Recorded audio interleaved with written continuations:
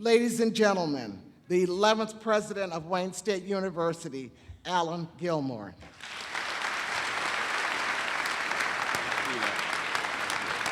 We've made it. We've made it.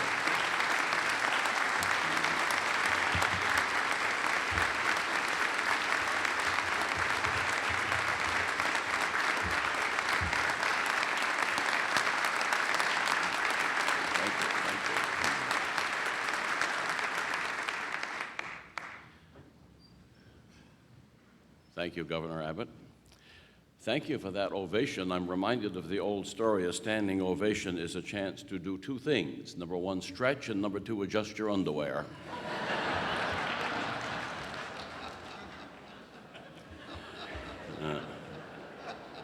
Members of the board,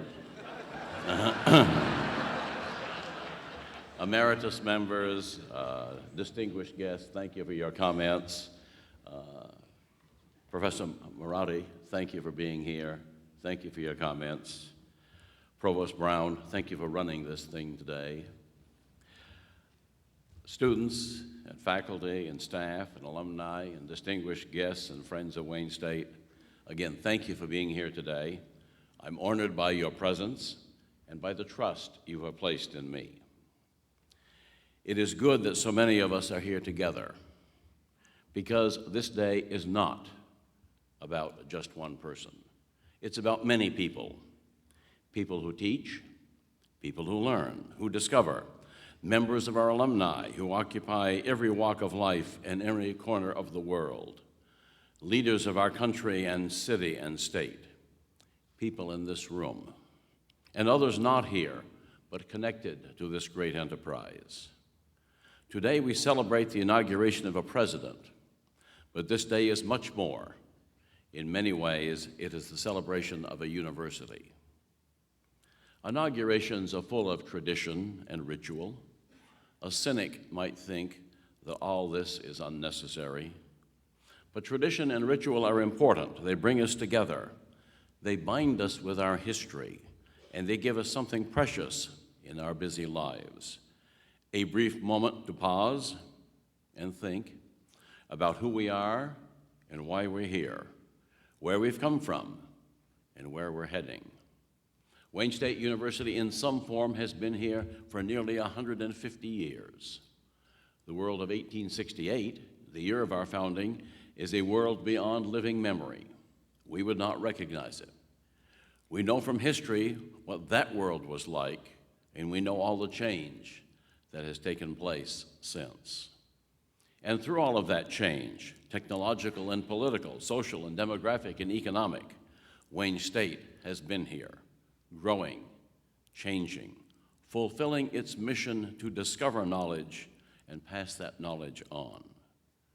Today's ritual reminds us of our history and our duty to safeguard this mission for those with us now and those who will follow us.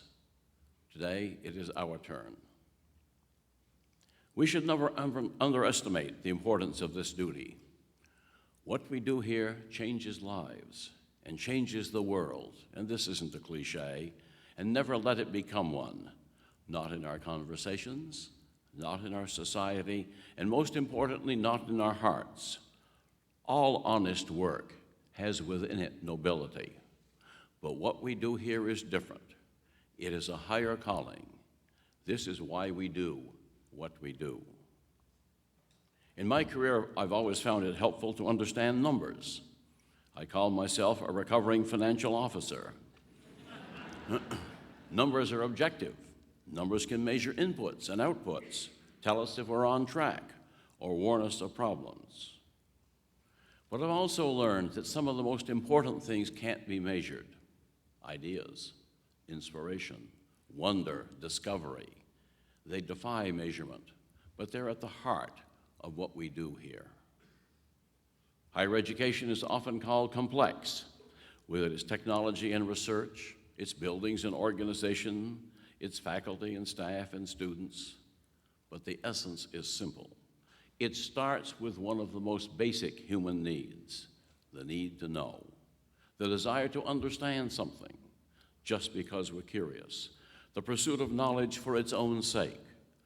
This simple impulse is the root of all human progress and the driving force of this university.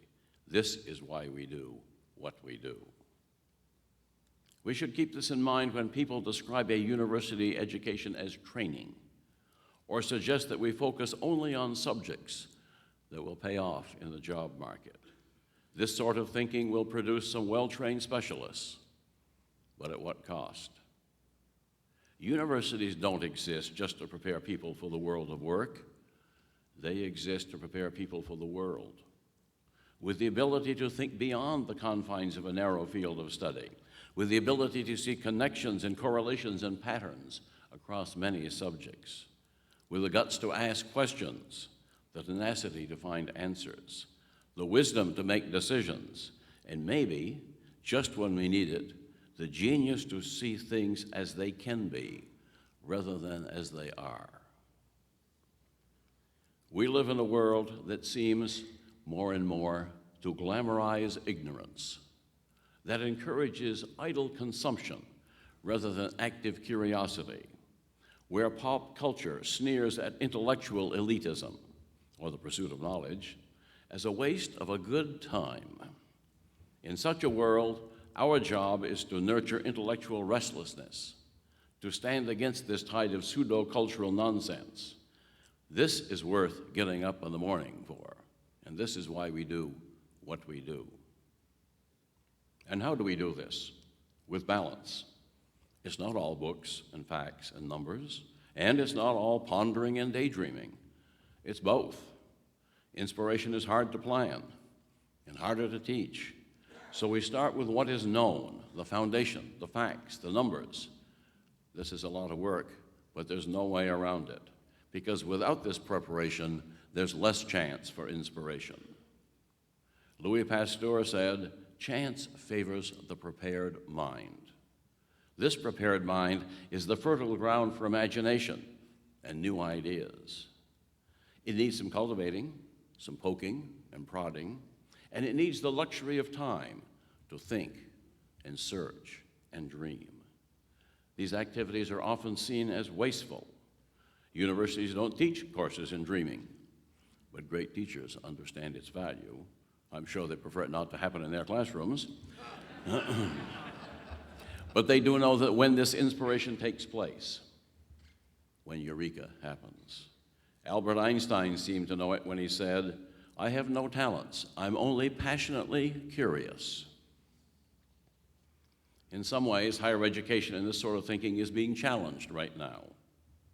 Economic pressures are driving the need for more efficiency and for measurable results. I've heard these words before. If they drive accountability and sensible stewardship, they can be helpful. If they drive short-term thinking or the latest quick fix fad, they can be dangerous. Our job is to stay focused on who we are and what we need to do. Ultimately, we are accountable for the pursuit of knowledge and the education of our students. We must keep our eyes squarely on those responsibilities, even as we work to meet today's challenges. And remember, Wayne State has faced many tests in the past 143 years, some of them bigger than today's. We have done better than survive. We have thrived. Sometimes it's easy to see our faults, but we should take stock of our assets. When I arrived here last summer, I did what any business person would do. I analyzed the numbers.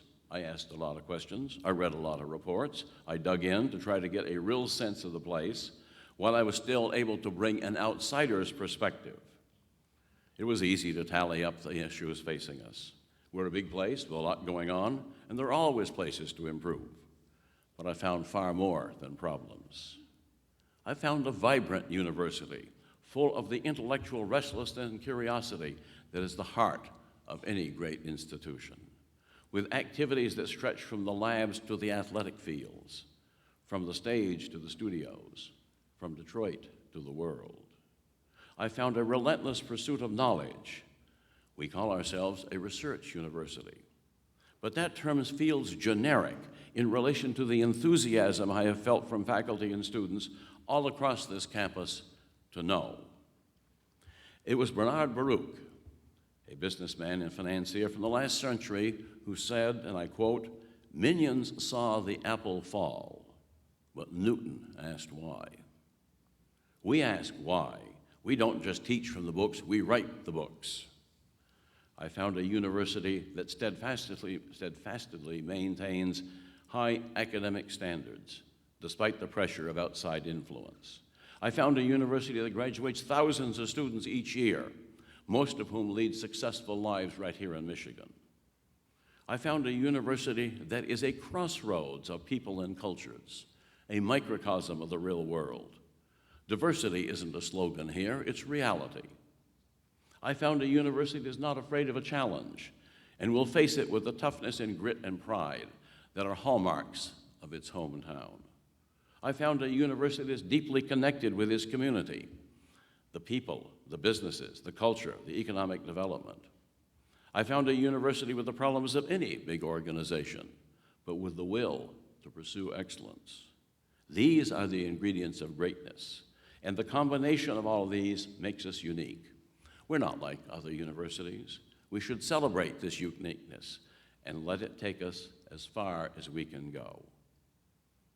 And so I ask you, how far do you want to go? To answer that question, we need to remember our roots, and we need to envision our future. We know the facts, so let's dream a bit. What is Wayne State University at its best? Wayne State University always has been and will remain a place of intellectual pursuit. We ask questions, we discover knowledge, we pass it on. We do these things well, and we must keep doing them well if we're to be accountable to our students and ourselves.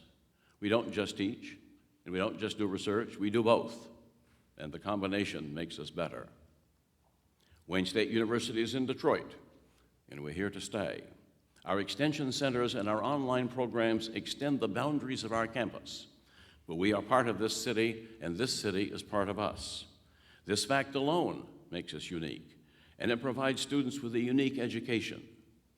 And for those who insist on predicting Detroit's demise, I invite them to visit Midtown and Wayne State's campus. There is a spirit in Detroit and at Wayne State that gives our students an edge. We're not surrounded by rolling hills. We're surrounded by cultural institutions and businesses and hospitals and people and neighborhoods. Our campus is diverse. It's called Detroit.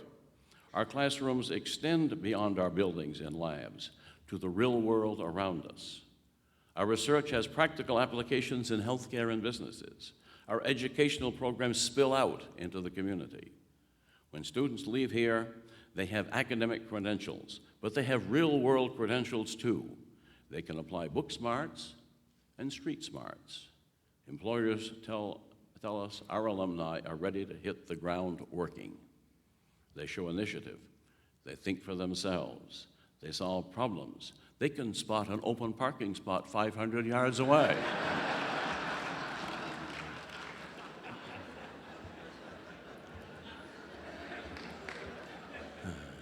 They don't need a long orientation program. They just need an opportunity. Wayne State is often called a university of opportunity.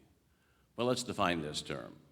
For much of our history, we have been a stepping stone for people with the talent and will to succeed, but perhaps not the background required by other universities.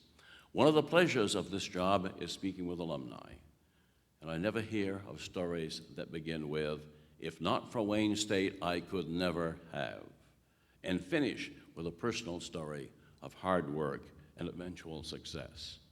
Thousands of our alumni were the first in their families to attend college. Thousands of our alumni didn't meet the requirements of more exclusive schools. They came to Wayne State. They persevered and they succeeded. This is opportunity. Now, not all high school students are ready for college. Some of them never will be. We do them no favors if we admit them and then see them fail. Opportunity cannot mean an open door for everyone, but we must leave the door wide open for those who can succeed and support them in their efforts. If we don't, who will? This is opportunity. Opportunity doesn't mean lower academic standards or lowered expectations. That would simply diminish the value of a Wayne State degree.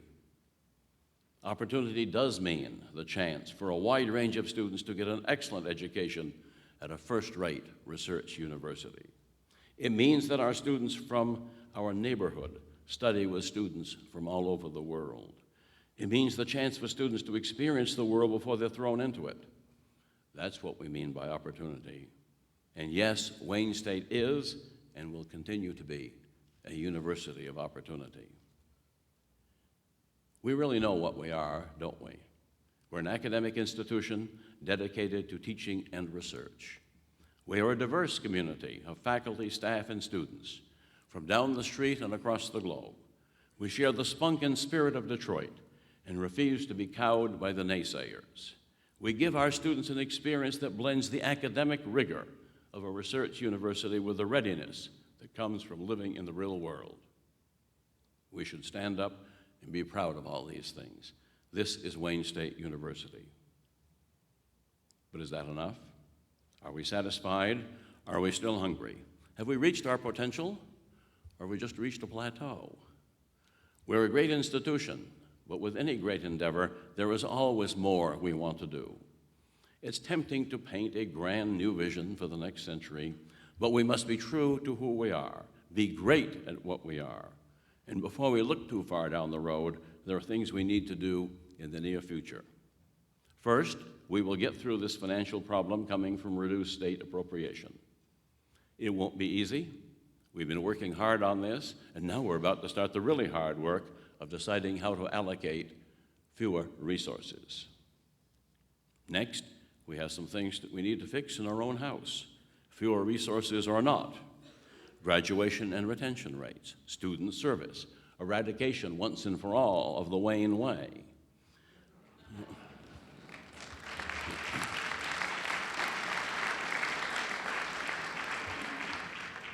We're hard at work in all of these as well, and we all play an important role in that work. We must continue our focus on our core missions, teaching and research. We must be great at this or nothing else matters. We must look in the mirror and assess ourselves relentlessly. Our goal is to be first-rate at everything and great at some things. This too is difficult. It requires hard choices. But resources, time, money, people, these resources spent supporting activities where we're average or less than average are resources that could be spent elsewhere, becoming the best. And finally, let's be proud of who we are and what we do. I said earlier that ours is a higher calling. Sometimes that's easy to forget in our daily work.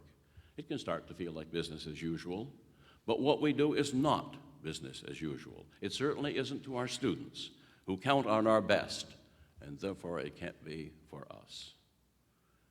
It'd probably do us good from time to time to see the world through the eyes of our students, to remember what it was like to have that first taste of freedom, or to walk on a college campus for the first time, to remember what it was like the first time you mastered a difficult concept or connected with a professor, to remember a world of opportunities in front of you, and the optimism to think that anything is possible. We need to keep that optimism alive in us, that drive. That's where our students are, and that's where we must be. I've remarked on a number of occasions how impressed I am with the people of Wayne State, the intelligence, the talent, the enthusiasm. Such people could be successful in many endeavors. They could make more money, achieve more fame, but they decided on a career in higher education, to devote themselves to something bigger than themselves. Ours is a higher calling. Remember that every day. It's in our nature to aim higher, but we don't need to reinvent Wayne State University. We need to be great at those things that make us unique. We need to understand what we have, appreciate what we have, and build on it. I'm fond of a quote from George Bernard Shaw that says, "Some men see things as they are and ask why. Others dream things that never were and ask why not." We deserve to be proud of what we are, but we must imagine how great we can be and ask why not. In a few weeks, this campus will be in bloom. Another group of students will receive their diplomas, walk across the stage, shake my hand, and begin a new chapter in their lives. They carry with them all that they experienced here, the preparation, the relationships, the memories, and all the dreams and possibilities that come when great milestones like graduation are reached. We all contribute in some way to that experience. It is a solemn responsibility, one we must remind ourselves of often. When I shake the hands of our new graduates next month and look into their eyes, I'll remember why I'm here and why we do what we do. Thank you.